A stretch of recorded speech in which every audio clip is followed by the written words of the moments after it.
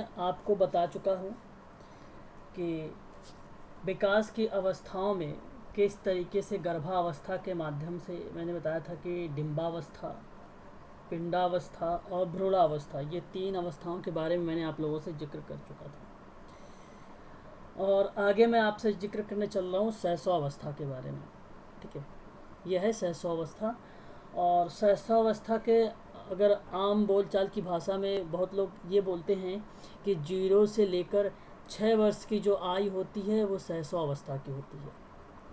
तो ये आपको ध्यान रखना है। दूसरी बात, यहाँ पर जो मैं आपको बताने चल रहा हूँ, विभिन्न प्रकार के विद्वानों ने अलग अलग तरीके से स्टेजेस के बारे में बात किया है।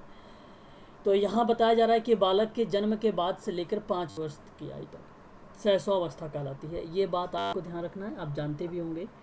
और अंग्रेजी भाषा में इसे इन्फेंसी शब्द से लिया गया है और इन्फेंसी शब्द का हिंदी रूपांतरण जो है वो सहस्रावस्था शब्द है। ठीक है, तो लैटिन भाषा के 2 शब्दों से मिलकर बनाया गया था इसको। जो इन्फेंसी की बात मैं कर रहा हूँ, सहस्रावस्था की बात कर रहा हूँ, लैटिन भाषा के 2 शब्दों से बनाया गया था। एक का नाम था इन और दूसरे का नाम था फेरी। देखो यहाँ पे इन्फेंसी के में फेरी शब्द जोड़ा गया है, ये लैटिन भाषा से लिया गया है। ठीक है, और जिनका अर्थ बनता था ना बोल पाना, इनका मतलब था ना, और बोल पाने का मतलब था फेरी से लिया गया था। इसलिए ज़्यादातर वैज्ञानिकों ने सहस्रावस्था को बेसिकली ज़्यादा से ज़्यादा 2 वर्ष माना है। तो इसलिए आप यहाँ पर ये भी कह सकते हैं कि 0 से 2 वर्ष भी सहस्रावस्था का काल माना जाता है। ठीक है, क्योंकि 5 साल का बच्चा ऐसा तो हो ही नहीं सकता कि बोल ना पाए। मैं यहाँ पर आपको अंतर बताना चाहता हूँ कि लैटिन भाषा के जो 2 शब्दों से बनाया गया था वो इन प्लस फेरी शब्द से बनाया गया था। और इनका मतलब था ना और फेरी का मतलब था बोल पाना, यानी ना बोल पाना, इसका अर्थ निकला था। तो इसीलिए ज़्यादातर सहस्रावस्था की जो आयु मानी गई है वो 0 से 2 वर्ष ही मानी गई है। ठीक है, कहीं कहीं वैज्ञानिकों ने 0 से 5 वर्ष या 6 वर्ष भी मेंशन करते हैं। तो ये चीज़ आप लोग ध्यान रखिएगा सहस्रावस्था में। अच्छा, सहस्रावस्था के बारे में अगर मैं बात करूँ आप लोगों से, तो इसके देखिए, अगर मैं आपसे कुछ सहस्रावस्था कहते किसे हैं, क्या है सहस्रावस्था, तो आप इसको ध्यान रखिएगा। एक नाम आता है वैलेंटाइन का नाम, वैलेंटाइन का नाम आता है, इसको आप ध्यान रखिएगा। वैलेंटाइन ने कहा था कि जो सहस्रावस्था है वो सीखने का एक अनोखा काल है। तो अनोखा काल एग्ज़ाम में कई बार प्रश्न बनाया गया है कि अनोखा काल किसने कहा है या अनोखा काल किस अवस्था को कहा जाता है, ऐसे भी प्रश्न बनाए जाते हैं। ठीक है, अनोखा काल को ही आदर्श काल कहा गया है। क्या बोला गया है? आदर्श काल भी कहा गया है। तो इसे आप ध्यान रखिएगा, आदर्श है ये। ठीक है, तो इसको आप लोग ध्यान रखिएगा, आदर्श काल भी इसी को कहा गया है। ठीक है ना, अनोखा काल को ही, ध्यान रखिएगा। और दूसरी बात, अच्छा ये बात किसने कही है? वैलेंटाइन ने कहा है। एक और बात देखिए, यहाँ पर स्ट्रैंग नाम आता, आपने नाम सुना होगा स्ट्रैंग का। स्ट्रैंग बेसिकली अगर मैं बात करूँ तो ये कहते हैं कि शुरुआती जो 2 वर्षों में बालक अपने भावी जीवन का जो आधारशिला है उसको मानता है स्ट्रैंग।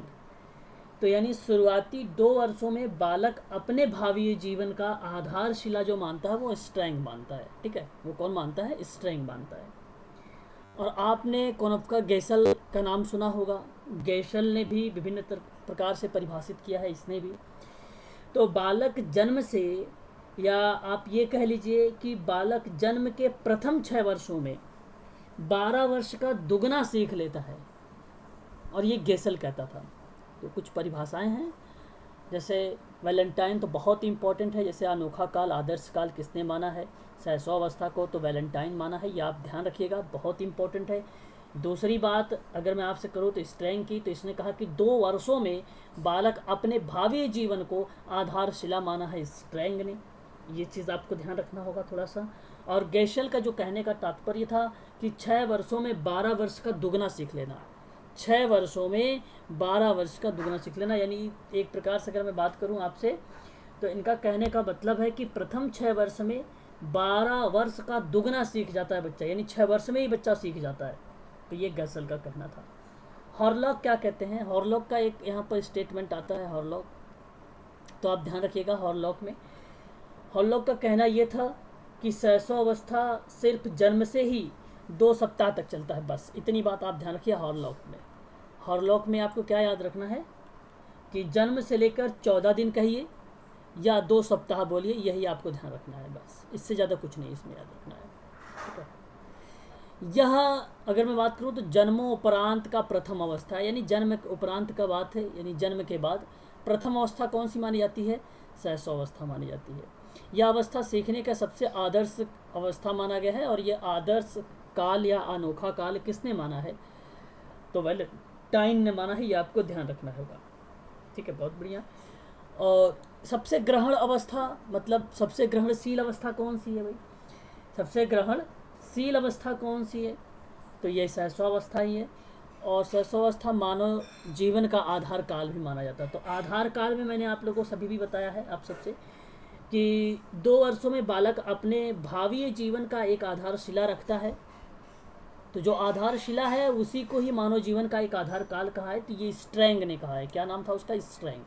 तो आप लोग इसे ध्यान रखिएगा, ठीक है। चलिए हम बात कर लेते हैं अब यहाँ पर शैशवावस्था की विशेषताएं क्या क्या होती हैं, ठीक है, उसकी विशेषताओं के बारे में, ठीक है। परिभाषाओं को लेकर आपको स्ट्रैंग को याद रखिए।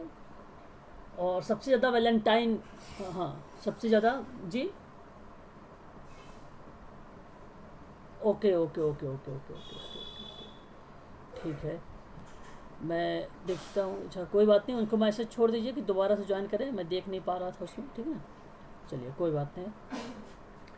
तो देखिए यहाँ पर मैं आपसे बात करने चल रहा हूँ अब विशेषताओं के बारे में। तो देखिए जो विशेषताएं होती हैं ना, बेसिकली शैशवावस्था की विशेषताएं विभिन्न प्रकार की होती हैं। जैसे मैं अगर आपसे कहूँ तो एक विशेषता आप देख रहे हैं, शारीरिक विकास जो है तेज़ी से होता है, शारीरिक विकास तेज़ी से होता है, ठीक है। तो इसका मतलब क्या होता है जरा आप मुझे बताना चाहेंगे? शारीरिक विकास तीव्रता होने का जो तात्पर्य हुआ, इसका मतलब होता है कि इस अवस्था में बालक जीवन में प्रथम 3 वर्षों में शारीरिक विकास तीव्र गति से होने लगता है, और प्रथम वर्ष में लंबाई और भार दोनों में तीव्र गति से वृद्धि होती है। यही कहना था कि शारीरिक विकास भी एक प्रकार की इसकी विशेषता मानी जाती है शैशवावस्था की। यहाँ पर मैं आपसे बताऊँ तो कर्मों, इंद्रियां, आंतरिक अंगों और मांसपेशी आदि का विकास भी तीव्र गति से होता है। देखिए कर्मों इंद्रियां की मैंने बात एक शब्द बोला है आपको। कर्मों इंद्रियां जानते हैं आप? कर्मों इंद्रियां कितनी होती हैं? कर्मों इंद्रियां 5 होती हैं। और ज्ञान इंद्रियां कितनी होती हैं? हाँ म्यूट हो जाइए सुमन सर, क्या नाम, गुलाम मिर्जा सर म्यूट हो जाइए, ठीक है म्यूट हो जाइए। अच्छा ज्ञान इंद्रियां 5 होती हैं, कर्मों इंद्रियां 5 भी होती हैं, ठीक है। तो टोटल 6 इंद्रिया ज्ञान इंद्रिया के अंतर्गत जो होती हैं। इंद्रियां जो जैसे अगर एग्ज़ाम में पूछे इंद्रियां कितनी होती हैं, तो इंद्रियां होती हैं 11, ठीक है। ज्ञान इंद्रियां होती हैं 5 और कर्मों इंद्रियां होती हैं 5।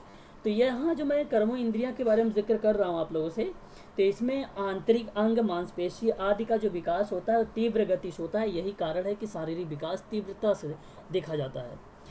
दूसरी बात करता है कि मानसिक विकास में तेजी, मानसिक क्रियाओं में तीव्रता होने का तात्पर्य ये होता है कि शैशवावस्था में बालक की जो मानसिक क्रिया होती है वो तीव्रता देखने को मिलती है यहाँ पर। तो शिशु की मानसिक क्रियाएँ जैसे ध्यान, स्मृति, कल्पना, अवधान, संवेदना, कल्पना आदि जैसी एक्टिविटीज़ जो होती है वह विकास की तीव्र गति में देखा जाता है। तो यह अवस्था बालक के सभी मानसिक शक्तियाँ भलीभांति तरीके से काम करने लगती हैं। तो यह कहने का मतलब बन जाता है कि शैशवावस्था की एक मानसिक विकास भी तीव्र गति से देखने को मिलता है। तो मानसिक विकास भी और शारीरिक विकास दोनों तीव्र गति से मिलता है। सीखने भी तीव्रता मिलती है, जिसमें अगर मैं बात करूँ तो बच्चों को सीखने की प्रक्रिया में बहुत तीव्रता देखने को मिली है। अनेक बातों में बहुत ही जल्दी वो सीख लेते हैं, जैसे अपनी माँ को पहचानना, माँ का नाम लेकर पुकारना या माँ कहकर पुकारना, ठीक है। ज़्यादातर किसी भी चीज़ को पकड़ना या देखकर उसके पीछे दौड़ना, ऐसी गतिविधियाँ जो होती है सीखने में तीव्रता दिखाते हैं, ठीक है। तो आप इसे ध्यान रखिएगा, ठीक है। तो अपनी माँ को पहचानना और माँ कहकर पुकारना, ज़्यादा किसी चीज़ को पकड़ना या देखकर उसके पीछे दौड़ना, ऐसी जो क्रियाविधि होती है बच्चे जल्दी सीख जाते हैं। यह एक प्रकार का सीखने की तीव्रता कहलाती है। दोहराने की तीव्रता की बात करूं या प्रवृत्ति की बात करूं तो आप जानते हैं शैशवावस्था में एक ऐसी अवस्था होती है जिसमें बच्चे बहुत ही तीव्र गति से सीखने लगते हैं, और उसमें से भी एक है जो दोहराने की प्रवृत्ति पाई जाती है, और वह अवस्था जिसमें शिशु शब्दों और वाक्यों को, क्रियाओं को बार बार दोहराने की जो प्रवृत्ति होती है, वह एक प्रकार की दोहराने की प्रवृत्ति के अंतर्गत रखा जाता है। जैसे बार बार पापा कहना, मम्मा कहना या मामा कहना, खुशी से हंसना, बहुत सारे खेल खेलना, ये सारी की सारी दोहराने की प्रवृत्तियों के अंतर्गत देखने को मिलता है। दूसरों पर निर्भरता की बात करूं तो जब मानव शिशु जन्म से ही कुछ समय बाद या नितांत असहाय स्थित होने लगता है, तो ऐसे में अपनी भौतिक संवेदनाएं, आवश्यकताएं जो होती हैं माता पिता और परिवार पर निर्भर हो जाता है। जैसे खाने पीने, कपड़े पहनने और नहाने, घूमने, बिस्तर पर लेटने आदि जैसी जो क्रियाएं होती हैं वो दूसरों पर निर्भर होता है। ठीक है, तो ज़्यादातर इस अवस्था में अपने माँ पर निर्भर रहते हैं बच्चे, है ना। तो आप ये कह भी सकते हैं एक प्रकार से कि इस अवस्था में बच्चे दूसरों से लड़ाई झगड़ा, कहा सुनी होने पर तुरंत ही माता पिता से शिकायत करने लगते हैं, और बच्चे जो होते हैं स्नेह, प्रेम, सुरक्षा आदि जैसी प्रतिक्रियाएं जो होती हैं वो इस पर निर्भर होती है। यही कह सकते हैं हम कि शैशवावस्था में भी एक प्रकार की दूसरों की जो निर्भरता होती है, एक प्रकार की अवस्था पाई जाती है। ठीक है, देखो ये स्वमोह की भावना है। इस अवस्था में फ्रायड की एक नॉर्सिज्म नाम से पुकारा गया है। तो स्वमोह आप इसे कह सकते हैं, स्वमोह की या स्वप्रेम की भावना। तो इस अवस्था में अपने प्रति प्रेम की भावना जो है बहुल्य पाई जाती है। वही जो अपने प्रति जो प्रेम की भावना पाई जा रही है अतिक्रियाशील में, अधिकता में, उसे नॉर्सिज्म कहा गया है। उसी को नॉर्सिज्म के नाम से दिया गया है। तो वह अपने माता पिता के गोद में ही अच्छी अन्य बच्चों को देखकर ईर्ष्या करना, या सभी वस्तुएं या माता पिता या भाई बहनों का संपूर्ण प्रेम या लाड प्यार जो पाना होता है वो स्वप्रेम की भावना में पाना होता है। ठीक है, तो यही इस अवस्था में बच्चे को लगता है कि उन्हें यह सबसे ज़्यादा प्यार किया जा रहा है और इसके अलावा और कहीं नहीं किया जा रहा है। तो यह एक प्रकार का स्वप्रेम का भावना जो है नॉर्सिज्म का कहने का मतलब होता है, और बहुल्य भावना होती है ये। और ये सिगमंड फ्रायड में नॉर्सिज्म शब्द से पुकारा गया है उसकी थ्योरी में। एक होता है काम प्रवृत्ति की भावना। काम प्रवृत्ति की भावना सिगमंड फ्रायड की है। इस अवस्था में शिशु को प्रेम भावना काम प्रवृत्ति पर आधारित होती है। तो यह प्रवृत्ति बड़ी प्रबल होती है, किंतु इसका प्रकाशन वयस्कों की भांति नहीं होता है। शिशु अपने अंगों का प्रेम और माता का स्तनपान और हाथ पैर अंगूठा चूसना आदि जैसी प्रवृत्ति होती है वो काम प्रवृत्ति के अंतर्गत देखने को मिलती है। यही कारण है कि शैशवावस्था में भी इसे एक प्रकार की इसकी विशेषता मानी गई है। मूल प्रवृत्तियों पर आधारित आप जानते होंगे अच्छे तरीके से, मूल प्रत्यावर्तात्मक, जिसको मैकडुगल के द्वारा 14 मूल प्रवृत्ति सिद्धांतों के बारे में जाना गया है, उन्होंने दिया है। तो शैशवावस्था में ज़्यादातर बालक अधिकतर व्यवहार या मूल प्रवृत्ति पर ही आधारित होता है। जैसे भूख लगने पर पास में पड़े हुए कोई भी वस्तु है मुंह में डाल लेना, भूख लगने पर रोने लगना, साथ ही उसके किसी मनपसंद खिलौने या कपड़े या किसी भी वस्तु को उससे छीन लेना, या जोर से रोना या चिल्लाना, ऐसी जो प्रतिक्रियाएं होती हैं वह एक मूल प्रवृत्ति के अंतर्गत देखने को मिलता है। तो यह एक मैकडुगल के द्वारा दी गई जो प्रवृत्ति थी, ये भी इन्वॉल्व किया गया था शैशव अवस्था में। इसे भी आप लोग ध्यान रखिएगा, है ना। संवेगों का प्रदर्शन कहने का मतलब हुआ कि शिशु जन्म से संवेगों का प्रदर्शन करता है।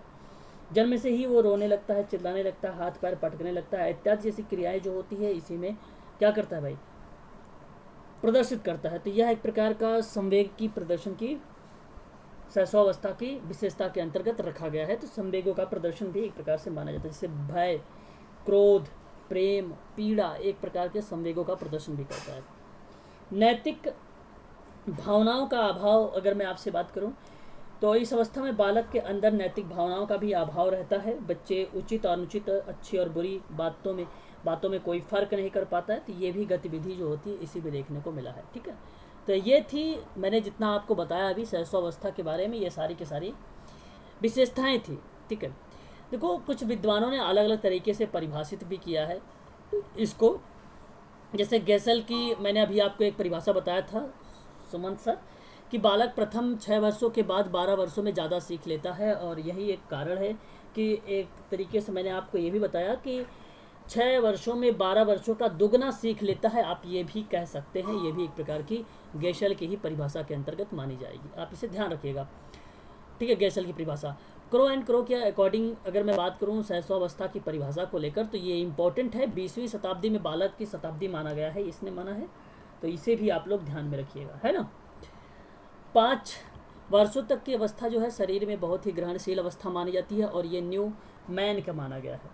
न्यू मैन बेसिकली कहता था कि संपूर्ण जीवन के मानसिक विकास का आधा सिर्फ शैशवावस्था के 3 वर्षों में ही सीख जाता है। तो यह न्यू मैन के कहने की बात थी। तो संपूर्ण जीवन के मानसिक विकास का आधा सिर्फ शैशवावस्था 3 वर्षों में सीख जाता है। यही हम कह सकते हैं कि 5 वर्षों की जो अवस्था होती है शरीर के लिए बहुत ही ग्रहणशील अवस्था मानी गई है, और ये न्यूमैन ने इसकी परिभाषा को बोला है। इस परिभाषा को न्यूमैन ने बोला है। ठीक है, बात समझ में आ रही है कि नहीं समझ में आ रही, बताइए जरा, क्लियर करिए मुझे एक बार। चलो, बहुत अच्छी बात है। आगे अगर मैं बात करता हूँ तो यहाँ पर आप देखिए सिगमंड फ्रायड की एक परिभाषा है। मैंने अभी अभी आप लोगों से सिगमंड फ्रायड के बारे में बताया। सिगमंड फ्रायड की कई परिभाषाएं हैं, मैं आपको यहाँ पे दो परिभाषाएं बेसिकली मानी जाती है। इसकी मैं 2 परिभाषा बताता हूँ। देखो, एक परिभाषा तो ये है उसकी कि मनुष्य, ध्यान रखिएगा, मनुष्य को जो बनना होता है वह प्रथम 4 से 5 वर्षों में बन जाता है, ये सिगमंड फ्रायड कहते थे। सिगमंड फ्रायड का कहने का मतलब ये था कि बालक को जो कुछ बनना होता है वह जन्म के 4 से 5 वर्षों में बन जाता है। 4 से 5 वर्षों में वो बच्चा बन जाता है। एक परिभाषा तो ये है, आपको ये ध्यान रखना है। दूसरी परिभाषा मैं आपको बताऊं यहाँ पर, तो वो इनकी परिभाषा ये है कि शैशवावस्था जीवन का सबसे महत्वपूर्ण काल है। तो जो शैशवावस्था है जीवन का सबसे महत्वपूर्ण काल किसने माना है? सिगमंड फ्रायड ने माना है। ये एग्जाम में प्रश्न बनाया गया था शैशवावस्था को लेकर, है ना। तो इसे आप ध्यान रखिएगा, ठीक है। कुछ परिभाषाएं हैं, वो चीज़ें मैं आप लोगों से जिक्र कर रहा हूँ, ठीक है। देखो, यहाँ पर एक परिभाषा आप देख रहे हैं यहाँ पर कि मुझे एक बालक दो, मैं उसे जो चाहे वो बना दूंगा। ये परिभाषा किसकी है मैं आपको बताऊं, जेबी वॉटसन का नाम आप लोगों को सुना होगा, बहुत ही फेमस है ना। तो मुझे एक बालक दो, मैं उसे जो चाहे वो बना दूंगा, ये जेबी वॉटसन की परिभाषा थी। और उनकी एक और परिभाषा थी कि शैशवावस्था में सीखने की क्षमता, गति एवं विकास की सीमा अन्य अवस्थाओं की तुलना में अधिक होता है। मतलब शैशवावस्था में सीखने की जो क्षमता होती है वो गति और विकास की सीमा अन्य अवस्थाओं की तुलना में अधिक पाई जाती है। तो शैशवावस्था सीखने की गति सीमा किसी भी अन्य अवस्था से ज़्यादा पाई जाती है। आप यही ध्यान रखना है, आपको ज़्यादा पाई जाती है। तो ये वॉटसन का कहने का तात्पर्य था, ठीक है। तो आप इसे ध्यान रखिएगा। वॉटसन के अकॉर्डिंग भी 3 से 6 वर्षों में अगर मैं आपसे बात करूँ, देखो ईएल थॉर्नडाइक का अगर परिभाषा के बारे में जिक्र किया गया तो इन्होंने कहा था कि 3 से 5 वर्षों में बालक अर्ध स्वप्नों में खोए रहता है। जो 3 से कहीं आपको 3 से 5 वर्ष भी मिलेगा, तो कहीं 3 से 6 वर्ष भी मिलेगा। जैसे आपके यहाँ पे 3 से 6 वर्ष मिल रहा है, तो 3 से 6 वर्षों में बालक अर्ध सपनों में खोए रहना। तो अर्ध सपनों में यानी यही बात है कि 3 से 6 वर्षों की आयु में बालक प्रायः अर्ध स्वप्न की अवस्था में रहता है या उसमें खोए रहता है। तो एक प्रकार से हम इसे कह सकते हैं ईएल थॉर्नडाइक का है यह परिभाषा। जैसे विभिन्न प्रकार के वह कल्पना करने लगता है ना, कि मैं राजा हूँ, मैं चोर हूँ, मैं पुलिस हूँ। इस तरीके की गतिविधियाँ जो होती है उस बच्चे में आना शुरुआत हो जाती है, ठीक है भाई। चलिए, अब मैं थोड़ा सा ये शैशवावस्था समाप्त हो गया है, कुछ इंपॉर्टेंट बातें बता देना चाहता हूँ शैशवावस्था में, जो एग्जाम के पॉइंट ऑफ व्यू से पूछा जा सकता है। एक बात आपसे ये पूछा जा सकता है, आप नोट डाउन करिएगा अपने कॉपी पर, मेंशन करिएगा कि सीखने का अनोखा काल किसने कहा है? तो ये शैशवावस्था का नाम है Valentine. Very very most important ये भी है। दूसरी बात, जीवन का आधारशिला है शैशवावस्था को किसने माना है? तो यह स्टैंग ने माना है, जो मैंने आप लोगों को पहले ही बता चुका हूँ, ठीक है। ये आपका इंपॉर्टेंट सारी चीज़ें चल रही हैं। खिलौने की उम्र किसने माना है? जो है खिलौने की उम्र शैशवावस्था को किसने माना है? तो ये भी एग्जाम में पूछा जाता है, और ये हॉरलॉक है। देखो, इसी को खिलौने की जो उम्र था, सीटेट वालों ने एक बार पूर्व बाल्यावस्था को माना था। एक बार एग्जाम में पूछा गया था क्वेश्चन, तो खिलौने के उम्र को माना था पूर्व बाल्यावस्था। उसने ऑप्शन में पूर्व बाल्यावस्था भी था, शैशवावस्था भी था, ठीक है। बेसिकली आप लोग खिलौने की जो उम्र होगा वो शैशवावस्था को ही मानना, ठीक है, वो इम्पोर्टेंट होगा, ठीक है। यह हॉरलॉक के अकॉर्डिंग मैं आपको बता रहा हूँ। और नर्सरी एज एवं पूर्व विद्यालय उम्र किसे कहा गया है? शैशवावस्था को कहा गया है। मनमौजी उम्र किसे कहा गया है? मनमौजी उम्र किसे बोला गया है, बताइए जरा। मनमौजी उम्र किसे बोला गया है, इसी शैशवावस्था को ही बोला गया है। हाँ, ध्यान रखिएगा। और अगर मैं आपसे बात करूं अतार्किक चिंतन, अतार्किक चिंतन, हाँ, अतार्किक चिंतन की बात करूं तो ये भी एक प्रकार की उम्र है। प्रिय लगने की उम्र, प्रिय लगने की उम्र किसे कहा गया है, शैशवावस्था को ही बोला गया है। ये इतने सारे नाम इसके हैं जो दोबारा दोबारा आप लोगों से पूछा जा सकता है। भाई बहनों से लड़ने की उम्र, भाई बहनों से लड़ने की उम्र कौन सी है, तो एक प्रकार से इसी अवस्था के अंतर्गत आएगा। और पर निर्भरता की उम्र, पर निर्भरता की उम्र अगर भी पूछा जाए प्रश्न तो भी आपको इसी अवस्था के बारे में आप इसे कहेंगे। जीवन का सबसे महत्वपूर्ण काल किसने माना है, जीवन का सबसे महत्वपूर्ण काल किसने माना, सिगमंड फ्रायड ने, सिगमंड फ्रायड। ठीक है, एक बात याद रखना आप लोग, इसी शैशवावस्था में जो इलेक्ट्रा ग्रंथि और ओडिपस ग्रंथि होती है वो पाई जाती है। इलेक्ट्रा ग्रंथि पितृ प्रेम में पाया जाता है और ये बालिका में पाई जाती है, समझ रहे हैं आप। ओडिपस ग्रंथि एक मात्र प्रेम में पाई जाती है और ये बालक में पाई जाती है। और एक होता है समलिंगी ईर्ष्या, समलिंगी ईर्ष्या भी होती है और ये शैशवावस्था में ही पाया जाता है। ये चीज़ भी आप लोग ध्यान रखिएगा। नॉर्सिज्म स्वप्रेम की भावना है जिसको स्वार्थी या प्रवृत्ति कहते हैं। आप सिगमंड फ्रायड का जो मैंने अभी बताया आपका नॉर्सिज्म बहुत इंपॉर्टेंट है। नॉर्सिज्म, इलेक्ट्रा और ओडिपस ग्रंथि, ये चीज़ भी आप ध्यान रखिएगा इसमें, ठीक है। बस और इसमें कुछ है नहीं, बाकी आपको शैशवावस्था को इसी से ध्यान रखना है। शैशवावस्था में अगर मैं आपसे बात करूँ शिक्षा को लेकर, एजुकेशन को लेकर, तो शिक्षा में कैसे इसका सबसे ज़्यादा विधि वगैरह को लेकर प्रयोग में लाया जाता है शैशवावस्था को, यह आप ध्यान रखें। तो यहाँ शिक्षा के पॉइंट आप भी उसे लिखना चाहें तो आप लिखिए कॉपी पर। एक होता है खेल विधि, सबसे अच्छा माना जाता है इस शैशवावस्था में। दूसरी बात मैं कहूँ तो कहानी के द्वारा बहुत अच्छा माना जाता है शिक्षा के क्षेत्र में शैशवावस्था में। तीसरी अगर मैं आप लोगों से बात करूँ तो संस्कारों आदि का जो शिक्षा होती है वो भी यहाँ पर सबसे अच्छा माना जाता है शैशवावस्था की शिक्षा में। और एक साफ सफाई को अगर मैं बात करूँ, साफ सफाई को लेकर, तो साफ सफाई भी शिक्षा के क्षेत्र में अच्छी मानी जाती है, ठीक है। तो साफ सफाई की शिक्षा भी देनी चाहिए इन बच्चों को। तो ये मैंने चार पांच ऐसी विधियाँ बताई हैं जो शिक्षा को लेकर शैशवावस्था में पाई जाती हैं। तो एग्ज़ाम में आपसे पूछा जाएगा संस्कार आदि की शिक्षा की विधि जो होती है किसमें ज़्यादातर फॉलो होती है अच्छी, तो संस्कार वगैरह को लेकर शैशवावस्था में, साफ सफाई को लेकर भी शैशवावस्था में, इंद्रियां जो होती हैं इसी में, कहानी द्वारा, खेल विधि द्वारा, ये सारी की सारी जो है शैशवावस्था में पाई जाती है। इतनी बात क्लियर हो गया शैशवावस्था, बताइए जरा एक बार। चलो बहुत अच्छी बात है। चलिए मैं आगे बात कर लेता हूँ अब आप लोगों से बाल्यावस्था के बारे में। बहुत बढ़िया है अगर आप समझ में आ रहे हैं। चलिए बात कर लेते हैं बाल्यावस्था के बारे में। आप बाल्यावस्था के बारे में अच्छे तरीके से जानते भी होंगे। इसकी जो एज है वो कितनी एज मानी जाती है, 6 से लेकर 12 वर्ष, 6 से लेकर 12 वर्ष। पूर्व बाल्यावस्था की आयु कितनी होती है, कौन बताएगा। पूर्व बाल्यावस्था की आयु 3 से 6 वर्ष, 3 से 6 वर्ष। और उत्तर बाल्यावस्था 6 से लेकर 12 वर्ष, उत्तर बाल्यावस्था 6 से लेकर 12 वर्ष। बात समझ में आ रही ना। ये उम्र को लेकर पूछा जा सकता है आप लोगों से प्रश्न, ठीक है, आप ध्यान रखिएगा ऐसे में। चलिए आगे मैं एक बात और करता चाहता हूँ आप लोगों से कि यह बाल्यावस्था कहते किसे हैं। आप ध्यान से मेरी बात को सुनिए। यह शैशवावस्था के बाद दूसरी अवस्था पाई जाती है और यह अवस्था है बाल्यावस्था।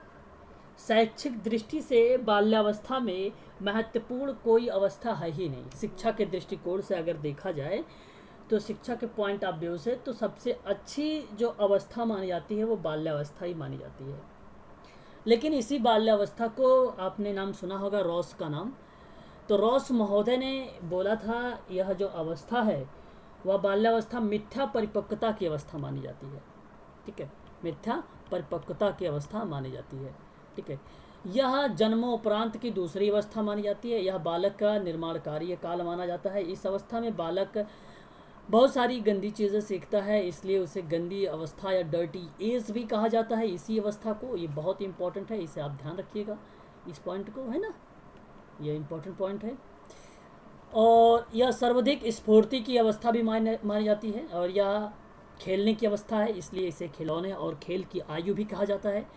ठीक है, ध्यान रखिएगा। खिलौने की आयु की अगर मैं बात करूं, खिलौने की अवस्था जो है वो अलग है, हॉरलॉक के द्वारा दिया गया था शैशवावस्था को और जो खिलौने की अवस्था है सीखने की अवस्था है, अनोखा काल है, आदर्श काल है, ये सारी चीज़ें। लेकिन यहाँ पे खिलौना और खेल की जो आयु कहा गया है वो बाल्यावस्था को कहा गया है। आप इसमें कंफ्यूज नहीं रहेंगे, ध्यान रखिएगा, ये बहुत इंपॉर्टेंट पॉइंट है। और इसी में देखो ये प्रश्न बनाया गया था कि बालक अपनी एक अलग गैंग बनाता है, तो गैंग एज किसे कहा जाता है, तो आप ध्यान रखिएगा, ये इसी अवस्था को ही गैंग एज भी कहा जाता है, इसे ध्यान रखिएगा आप लोग।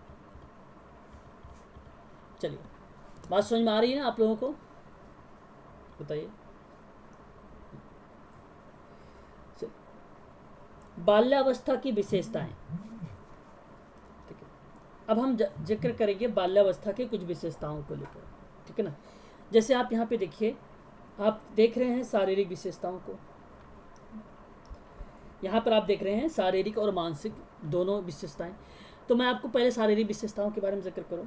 देखो, यह जो 6 से 7 वर्ष की आयु होती है, यह 6 से 7 वर्ष की आयु के बाद बालक में शारीरिक और मानसिक विकास जो है वो स्थिर हो जाता है, और यह स्थिर अपनी मानसिक और शारीरिक शक्तियाँ को दृढ़ता प्रदान करती है।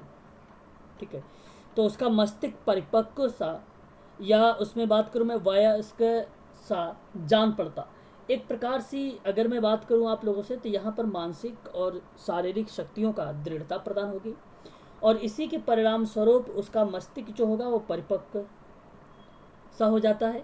और इसमें वयस्क, जो स्वयं वयस्क होता है, वह उसके संबंध में तर्क को लेकर लॉजिक या विभिन्न प्रकार की गतिविधियों में पार्टिसिपेट होने लगता है। तो इसी अवस्था में विभिन्न प्रकार के इमेजिन करने लगता है। तो इसी अवस्था को बालक के या बाल्यावस्था को ही मिथ्या परिपक्वता का काल भी कहा गया।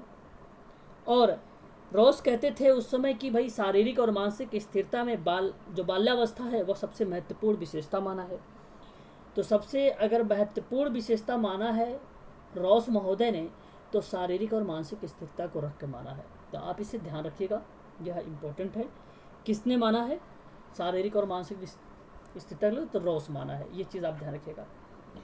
मानसिक योग्यता की अगर मैं बात करूँ, तो मानसिक योग्यता यानी विकास को लेकर, तो यहाँ पर जो बालक की मानसिक योग्यता निरंतर जो होती है वृद्धि होती रहती है। इसमें संवेदनाएं जो होती हैं वो प्रत्यक्ष, एक प्रकार से प्रत्यक्षिणी होती है। प्रत्यक्षण का मतलब होता है एक प्रकार से परसेप्शन, उनमें शक्तियों में वृद्धि करता है ये, तो यानी तर्क विचार करने लगता है, तो यह एक प्रकार की मानसिक विकास होने लगता है इसमें।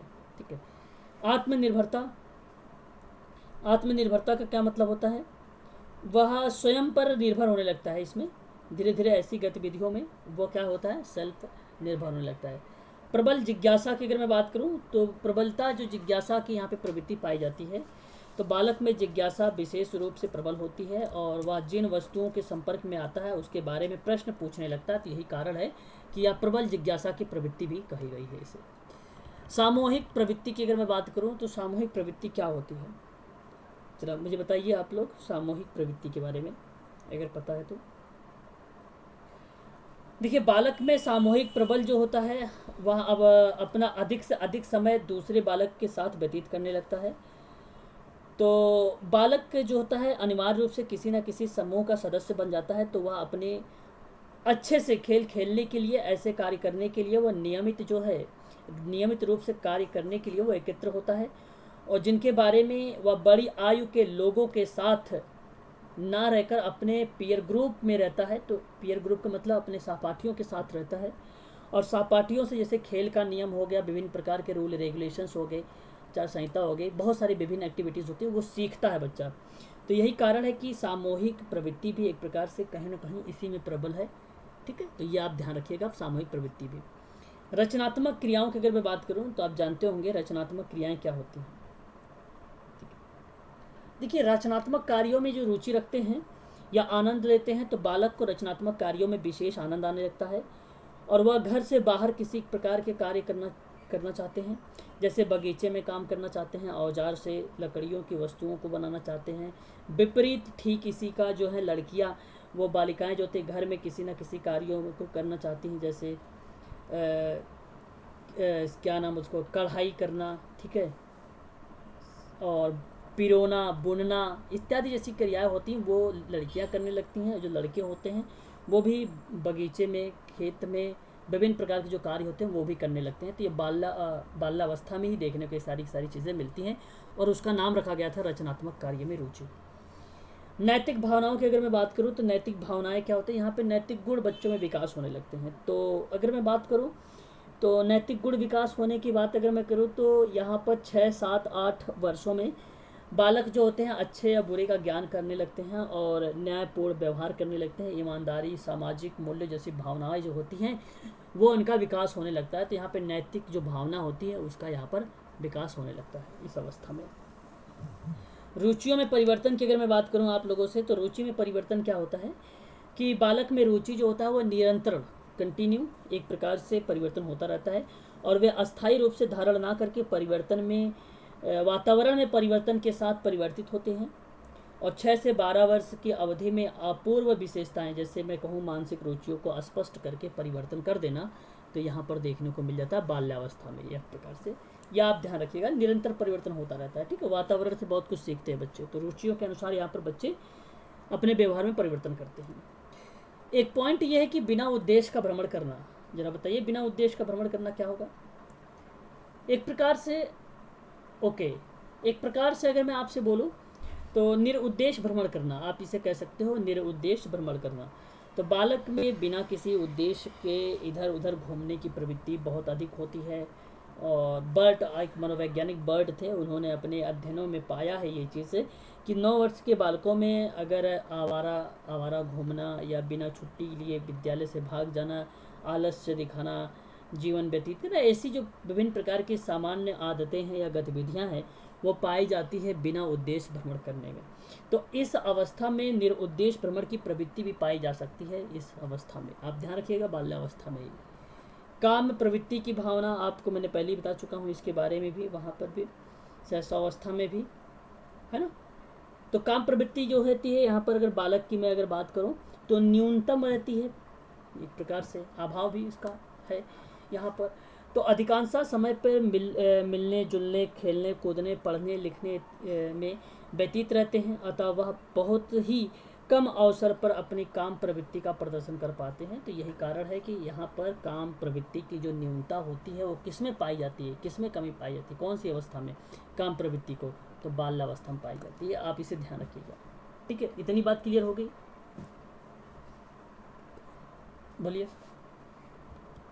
बोलिए। हाँ, अब देखिए कुछ परिभाषाएं हैं, जैसे मैं कहूँ कि बाल्यावस्था मिथ्या परिपक्वता होती, किसने कहा, रॉस ने कहा। ऐसा शायद ही कोई खेल है जिसमें 10 वर्ष के बालक ना खेलता हो, स्ट्रेंग होता है। जीवन का अनोखा काल किसने कहा, कोल एंड ब्रूश ने कहा है। अच्छा, मैंने आपको अभी बताया था इसके बारे में, है ना। बाल्यावस्था एक ऐसी अवस्था है जिसमें माता पिता समझना बहुत कठिन हो जाता है, ये कोल एंड ब्रूश का ही है, ठीक है, यह अवस्था। या आप लोग ध्यान रखिएगा ऐसी अवस्थाओं को, है ना, ठीक है भैया। नोट आप यहाँ पर देखिए कि बालक के विकास में शैक्षिक दृष्टिकोण जो होता है, बाल्यावस्था का संपूर्ण जीवन चक्र जी एक सबसे महत्वपूर्ण अवस्था मानी जाती है। शैक्षिक दृष्टिकोण से बाल्यावस्था बहुत इंपॉर्टेंट होता है। मैंने आपको बताया था शैक्षिक दृष्टि से बाल्यावस्था से महत्वपूर्ण कोई अवस्था है ही नहीं। और यह अगर कोई आपको याद करना है तो ये एक नाम था ब्लेयर जोन्स, उसका नाम याद रखिए, ये कोटेशन उसने दिया है, ब्लेयर।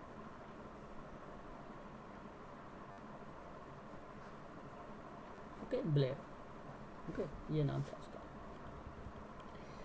अच्छा, अगर मैं बाल्यावस्था, तो आपको क्लियर हो गया भाई ये सारी की सारी चीज़ें, तो आपने देख लिया बाल्यावस्था में ये चीज़ें। देखो, समूह की भावना का विकास, इसका भी कई नाम है। जीवन का निर्माण का काल किसने कहा, जीवन का निर्माण काल किसने कहा, मतलब किस अवस्था को, तो बाल्यावस्था का है।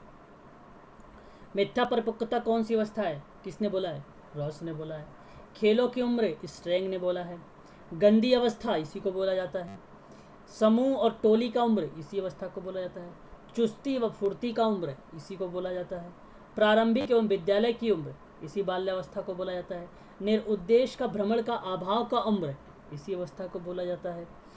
मूर्त चिंतन की उम्र, इसी अवस्था को बोला जाता है। हाँ, बाल्यावस्था कोई समलिंगी या सुखी या सखा भाव की उम्र, सखी सखा नाम सुना है आपने, मित्र, ठीक है, सखा सखी, तो ये जो भाव होता है इसी बाल्यावस्था में ही पाया जाता है, इसी अवस्था में। ये सारी की सारी इसी अवस्था के नाम है, या आप लोग ध्यान रखिए।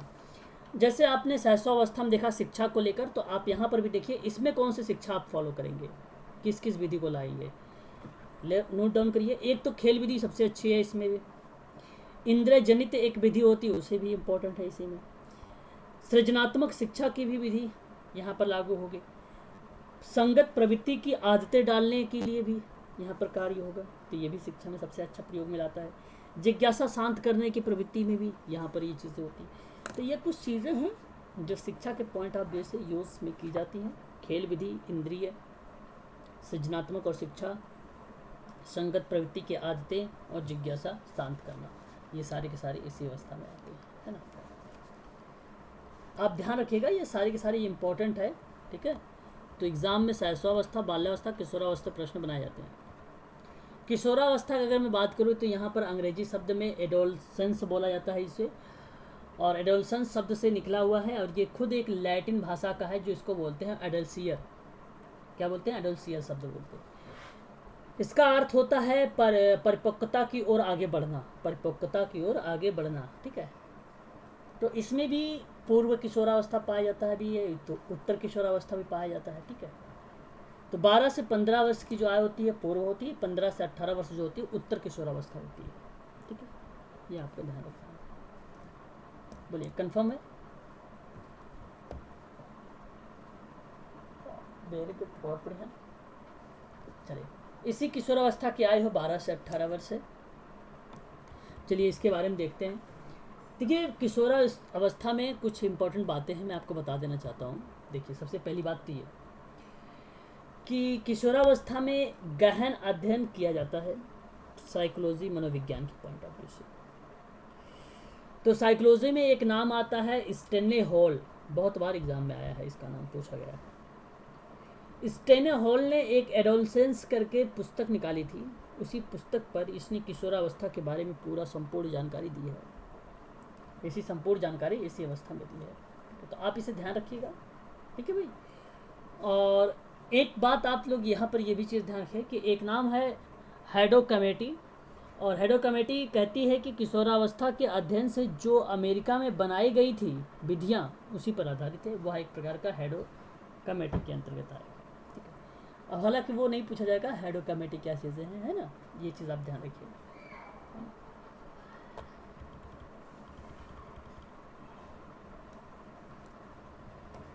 किलपैट्रिक ने शब्दों को किशोरावस्था जीवन में सबसे कठिन काल बोला।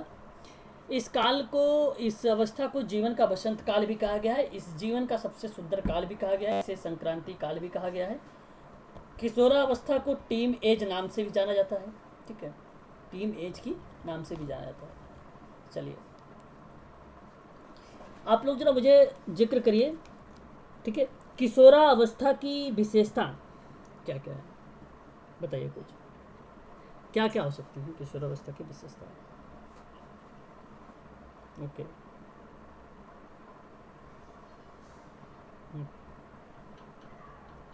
ओके, हाँ,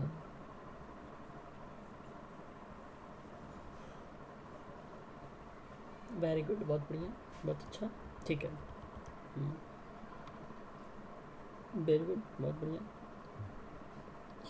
चलिए, ये सारे बहुत सारे ऐसे इसके उद्देश्य हैं, इसकी विशेषताएं हैं, ठीक है, बहुत सारी विशेषताएं देखने को मिलती हैं हम लोगों को किशोरावस्था में भी। चलिए मैं आपसे अब एक एक करके बात कर लेता हूँ कि क्या क्या इस अवस्था में प्रवृत्ति पाई जाती है, इसकी कौन कौन सी विशेषताएं पाई जाती हैं, ठीक है। देखिए, पहली चीज़ तो आप देखिए यहाँ पर ये शारीरिक परिवर्तन भी है और मानसिक परिवर्तन भी है। कोई बताना चाहेगा शारीरिक परिवर्तन और मानसिक परिवर्तन क्या है? हाँ बोलिए, वेरी गुड, हम्म।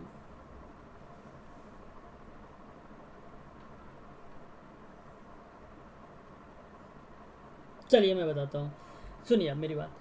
देखिए यहाँ पर अगर मैं बात करूँ आप लोगों से, तो यहाँ पे जैसे शारीरिक विकास की या शारीरिक परिवर्तन की बात करूँ तो एक नाम आता है विंग एंड हंट का नाम। तो विंग एंड हंट ने किशोरावस्था में विभिन्न प्रकार के परिवर्तनों के बारे में चर्चा भी किया। इसने कहा कि जिस किसी व्यक्ति में शारीरिक और सामाजिक और मनोवैज्ञानिक तरीके से जिस व्यक्ति में परिवर्तन होगा वह व्यक्ति कहलाएगा किशोरावस्था।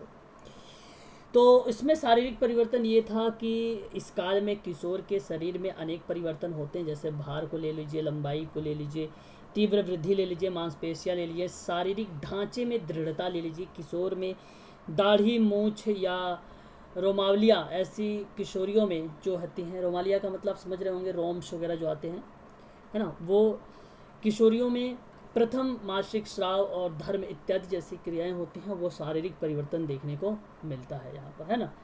मानसिक परिवर्तन की अगर मैं बात करूँ तो मानसिक परिवर्तन भी देखने को मिलता है। किशोर में मस्तिष्क का जो लगभग सभी दिशाओं में विकास होना शुरू हो जाता है और अग्रलिखित मानसिक गुण जो भी पाए जाते हैं, कल्पना का, दिव्य स्वप्न का और वृद्धि का, अधिकतम सोचने समझने का, तर्क करने का और विरोधी मानसिक दशाएं इत्यादि जो क्रियाएं होती हैं, इसी में विकास होने लगता है।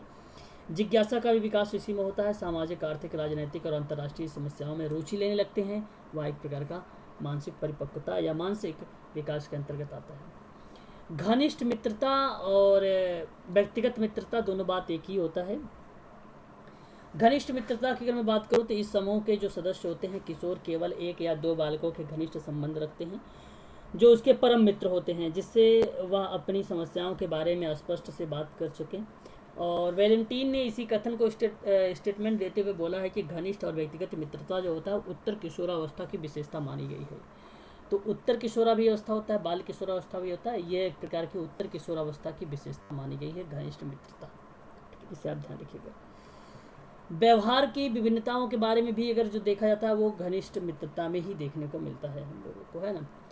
समूह के महत्व की अगर मैं बात करूं तो समूह का महत्व क्या हो सकता है। जब किशोर जिस समूह में सदस्य रहता है तो उसमें वह अपने परिवार और विद्यालय में अधिक महत्वपूर्ण समझता है। आप देखे होंगे आप लोगों ने, यदि उसके माता पिता और समूह के दृष्टि से में या अंतर होता है तो वह अपने समूह के दृष्टिकोण से श्रेष्ठतम समझता है और उन्हीं के अनुसार वह अपने व्यवहार और रुचि, इच्छाएं आदि का परिवर्तन भी करता है। ठीक है, तो यह एक प्रकार का समूह को महत्व देने लगता है। ये पॉइंट हो जाएगा आपका। स्वाभिमान की भावना एक होती है। स्वाभिमान की भावना क्या होती है आप लोग जानते होंगे। स्वाभिमान की भावनाएं क्या होती हैं जरा बताइए मुझे, अगर किसी को पता है भाई तो। स्वाभिमान,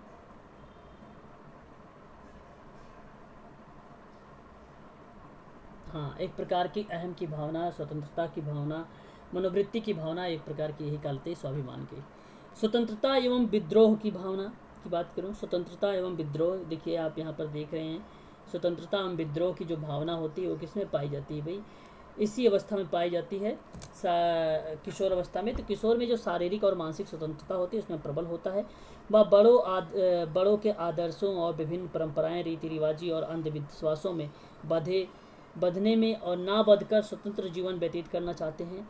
यदि उस पर किसी भी प्रकार का प्रतिबंध लगाया जाता है तो वह विद्रोह करने लगता है। ठीक है, तो ये चीज़ें, यही कारण है कि किशोरावस्था में स्वतंत्रता और विद्रोह की भावना दोनों के दोनों पाई जाती हैं। ठीक है। व्यवहार में परिवर्तन,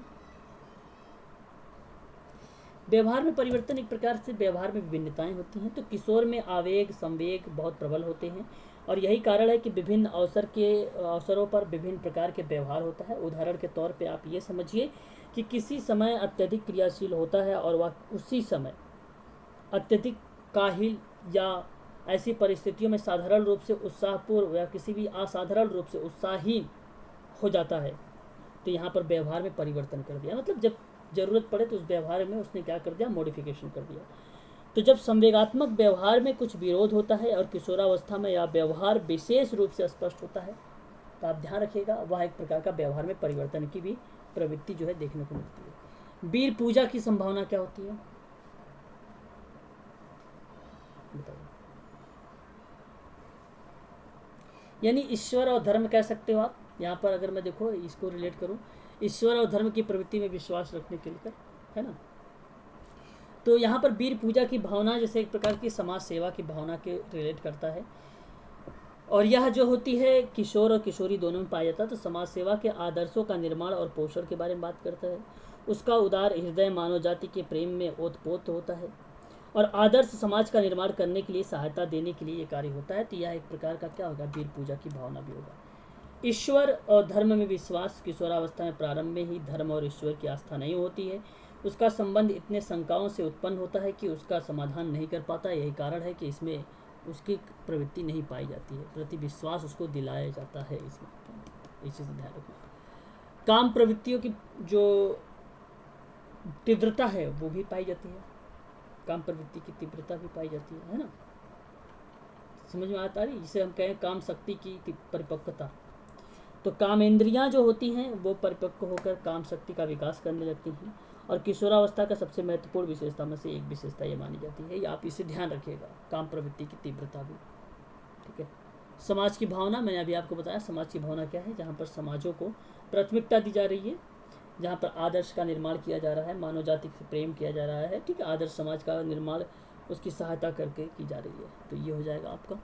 समायोजन और स्थिरता का अभाव क्या होता है, समायोजन और स्थिरता क्या होती है। देखिए यहाँ पर अगर मैं बात करूँ तो यहाँ पे स्थिरता का महत्व को बारे में बात किया जाए तो व्यक्ति को किशोरों में जो महत्वपूर्ण व्यक्ति बनने और प्रौढ़ में सम्मान या समान परिस्थिति या निश्चित स्थिति को प्राप्त करने के लिए अत्यधिक अभिलाषा होती है। तो किशोर महत्वपूर्ण बनना या अपने समूह की परिस्थिति प्राप्त करना या श्रेष्ठ व्यक्ति के रूप में उसे स्वीकार करना चाहता है, तो वह एक प्रकार का कहलाएगा आपका क्या, समायोजन और स्थिरता का अभाव भी कहा जाएगा, ठीक है। तो आप इसे ध्यान रखिएगा, ये भी इम्पोर्टेंट ही है, ठीक है। तो ये सारी की सारी क्या थी, इसकी विशेषताएं थी, ठीक है। चलिए आगे बात कर लेते हैं इसकी परिभाषाओं के बारे में। तो किसने क्या क्या बोला है किशोरावस्था के बारे में, आप इसे ध्यान रखिए। किशोरावस्था को पुनरावृत्ति का काल भी कहा गया है, इसे आप ध्यान रखिएगा। और ये बात रॉस ने कहा है। किशोर संघर्ष और तनाव का तूफान है, तो तूफान काल किसने कहा, स्टेन हॉल ने बोला है। ये एग्जाम में प्रश्न बनाया गया था, ठीक है। किशोरा अवस्था में ही देखिए आप यहाँ पर बड़े गंभीर है उथल पुथल की अवस्था मानी जाती है, स्टैनले हॉल ने बोला था। किशोरावस्था नया जन्म है जिसमें उस उच्चतर मानवीय विशेषताओं को दर्शन देते हैं, ये स्टैनले हॉल ने बोला था। ये भी आपका सही माना जाएगा, है ना।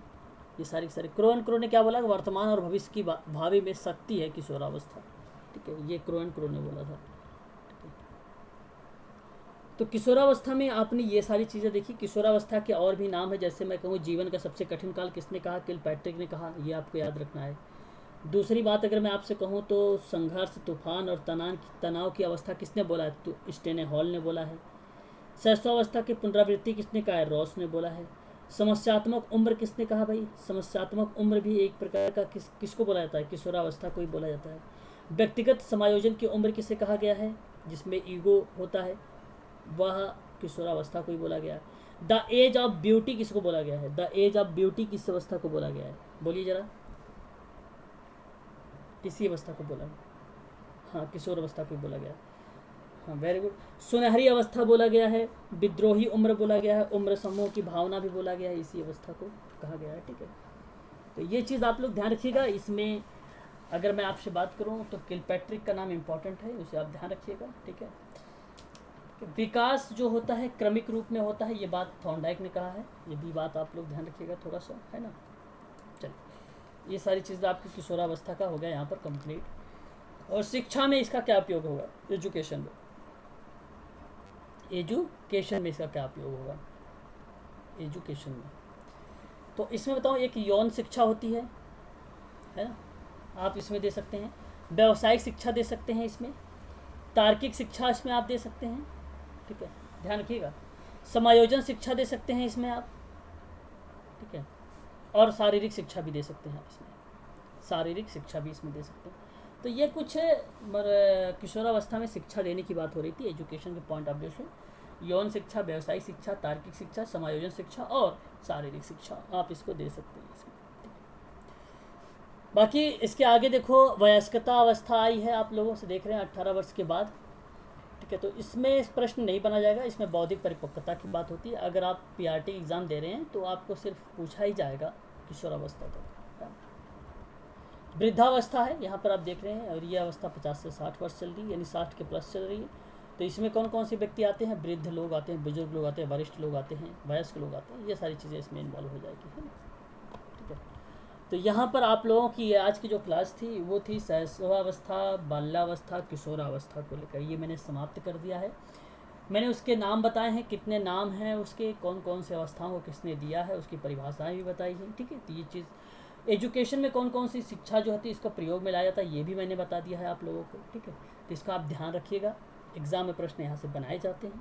ठीक है, कल मैं आप लोगों से बताऊँगा लर्निंग थ्योरी के बारे में। ठीक है, कौन कौन सी थ्योरीज आई हैं। ठीक है, तो आज के लिए इतना ही रखते हैं हम लोग। कोई डाउट है तो आप लोग पूछ सकते हैं मुझसे अभी।